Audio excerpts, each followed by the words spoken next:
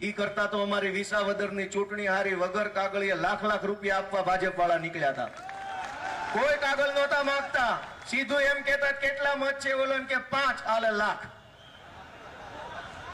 તે દિવસે ઉભા ઉભા રોકડા પૈસા આપતા હતા, કોઈ ફોર્મ નહોતું ભરવાનું, આવકનો દાખલો કાંઈ નહીં.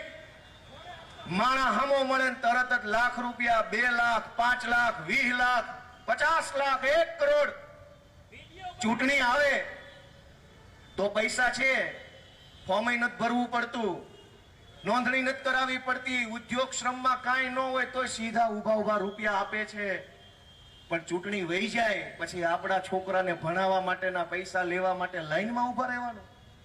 તમે તમારા મન ઉપર, દિલ ઉપર હાથ રાખીને વિચારો કે આપણે આ દેશની કે આ રાજ્યની સરકાર પાસે શું માગ્યું?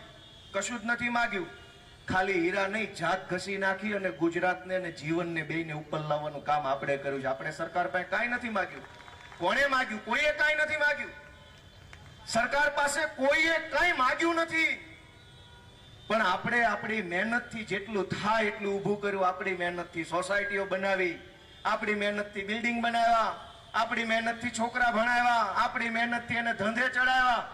સરકાર પાસે તો હું માગ્યું? થોડી ઘણી સુરક્ષા સલામતી માગી, ભાઈ સાહેબ બાપા પોલીસની વ્યવસ્થા કરો, કોક અમારો માલ લઈને વહી જાય તો ટાઈમે FIR લખાય એવું કરી આપો. સરકારથી એ કામ નથી થતું.